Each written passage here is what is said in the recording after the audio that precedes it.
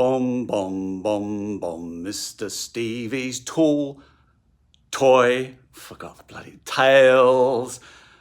Welcome, welcome, welcome. We are live and roaming, walking around my toy room. It's a bit like it's a bit like Stu from the Hangover.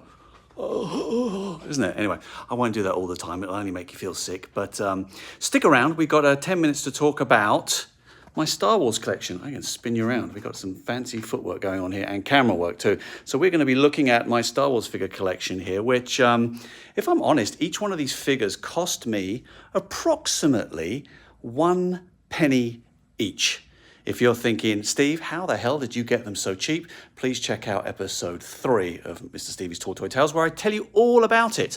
But in the interest of time, we're going to set our little timer, and hopefully you'll be able to hear it this time. Now we're roaming. Alexa, let's go live. You have 10 minutes to talk toys. All right, 10 minutes to talk toys. So let's bring you over here, lock you into this, it's like the hyperspace ring, isn't it? And we will start at the very beginning because, as you know, that's a good place to start. So I got a lot of figures. I got all the loose figures. I can't afford to buy them all carded. I have some creatures. I don't have many ships. Now, I did used to have ships because what I did back in '92 was I actually had my own business. You can see here, I've still got a laminated business card. 19 Toronto Terrace. Don't bother calling the number anymore. I'm sure it's not in service. But I used to buy and sell Star Wars figures to help me through my university days. And all of those, actually 97% of everything I'm going to be showing you today and over the next couple episodes, because I have a feeling we're not going to get through it all in 10 minutes, comes from that 90s collection. I don't have vehicles because I decided that it just take up too much space. But now that I have my own home, and I'm kind of getting a hankering for a Millennium Falcon, a classic Millennium Falcon, almost in honor of Mark Boudreau, who was there at the very beginning of Kenner. He was on my team when I joined and led Star Wars for 5 years, from 2014 to 2019. Sadly, he passed away earlier this year, and I don't know. We all miss him, but I think maybe I'll get a Star Wars Falcon. Anyway, but Mark was at the very beginning. Actually, I'm going to pick you up and bring you down here. This is good, this roaming thing. So if you remember, if you don't know your Star Wars history, then you need to.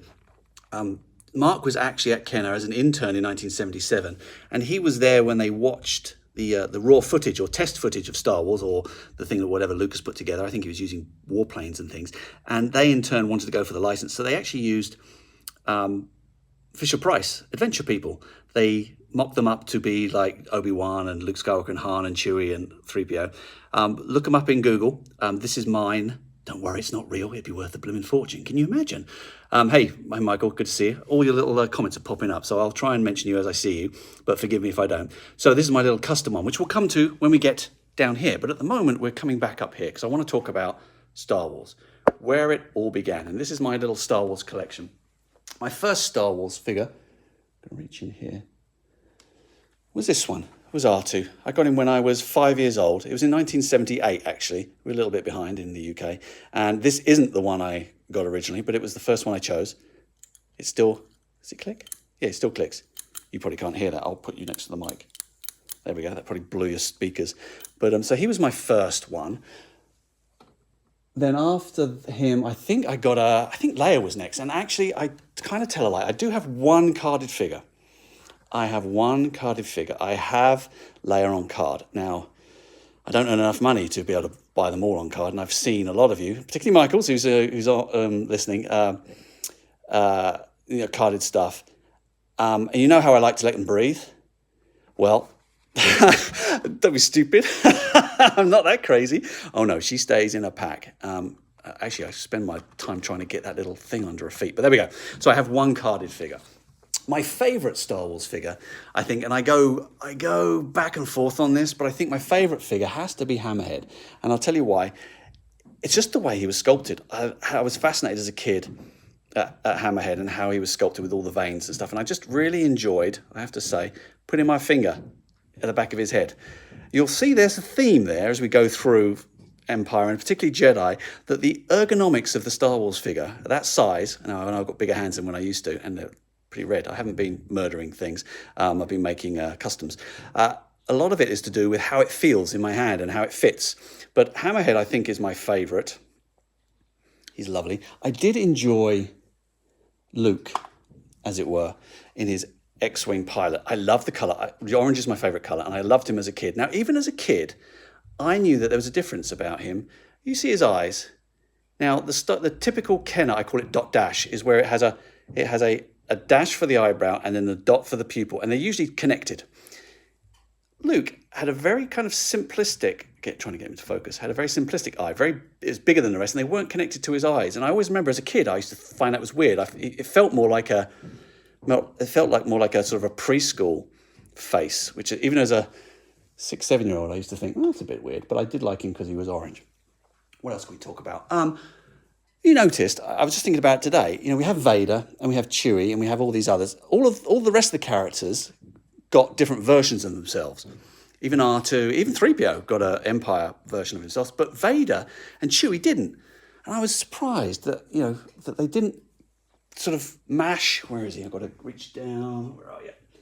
That they didn't, in the end, kind of mash together and Anakin, Sebastian Shaw, is it Sebastian Shaw? Yeah, and Vader to make a sort of a removable helmet Vader for Jedi. I was surprised at that, but only seemingly, I think I'm right, only Vader and Chewie never got updates to their retro figures, which was interesting. Oh, I've just dropped my microphone. That was clever. That's what you get for live broadcast. Hopefully I'm back.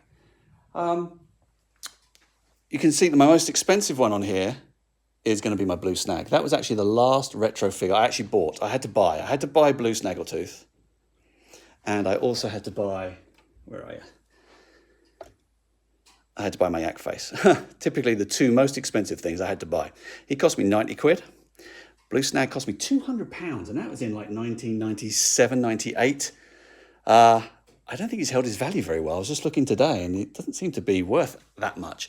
But there we are. That's okay. I haven't got a vinyl Jawa. I've got just the regular Jawa. I find it too risky. There's too many copies out there with Obi-Wan capes and cuts and things. And so unless I'm going to get one in a pack, which I can't afford, that's not going to happen. So what else can we talk about? Let's grab these two and let's talk about this for a bit. I'm going to flip you around because I've got to squat down here. Hello. So, Vader, this prototype, you remember? So when was this? This was 2017. It was about the same time, 2017. I was collecting all these. I was working on the Star Wars team, and I pitched this idea of redoing the retro original heritage Kenner figures, but in a different way, as prototypes or reintroducing them because they were getting so expensive, and also doing new characters. And so the retro line was born out of a pitch. I remember that pitch very, very well. Well, there's another story, a deeper story, one that I'll probably do after I've retired at Hasbro. But I helped launch the retro line, and it was all about bringing new characters in that quintessential Kenner style. And incidentally, when we agreed to launch we did the first 6, and then I think we did the first 12 in the end. I can't even remember what date it was. You'll tell me. They wanted some figures to scan, so actually, Vader and the rest of the figures, all the figures in this shelf that were later released as part of the retro collection, were scanned, 3D scanned from these figures here. So if you've got any retro figures, I can't get them back in. If you've got any retro figures, if you've got a retro Luke or a retro Leia or any of these, they were scanned from these things that I'm pointing at today. So I feel a bit connected to you. We're like family, right? It literally is. It's literally, I am your father. Oh, well, no. Hello, Daddy. Could I get a nice Christmas present, please?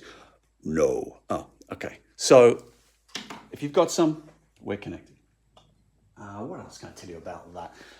One of the original plans for the retro collection was to do new figures. And I know we got our Tarkin, which came in the Escape from the Death Star, which I was really pleased about. Where is he? Let's bring him up. I was very excited to get Tarkin done. But I always wanted to get Luke's ceremony and Sand Trooper and things like that. And we haven't got there yet. Who knows what will happen in the future, but we shall see. But so I went ahead and I made my own. So this is actually my first attempt at a Star Wars custom. So I grabbed where is he? I grabbed a Han Bespin, an old battered one, and I filed down his pockets, and I replaced his head, and I've got this medal from like a 1997, I think, Power of the Force 2 thing, and I made myself my own little Luke Skywalker ceremonial. Can't get it in focus. There we go. So that was fun to do. So I like making my customs, but so that's my Star Wars stuff. What else can I talk about that? Let's take you down. Let's take you down a bit. Let's take you to Empire. So let's take you all the way down. Take you all the way down. Well, my rehearsal was a lot better, a lot smoother than what you're getting now. Never mind. So let's look at Empire. Empire, 1980. They really started to step up their molding, Kenna, didn't they? Oh, is that 10 minutes already? Oh my God. Oh well. We can definitely see that this is going to be a movie by movie affair. So episode 4, which is sort of ironic and appropriate, I think, is ended. And that is my Star Wars collection. Next week we'll come back and we'll take a look at the Empire Strikes Back. And then we'll go into Jedi, and then we'll go into Power of the Force, and then we'll go into all the other stuff, my customs, and I've got a whole load of stuff down there that's all about when I was part of the team, and some very rare one-offs, almost. So there we go. Episode 5. See you next week. Right, bugger off.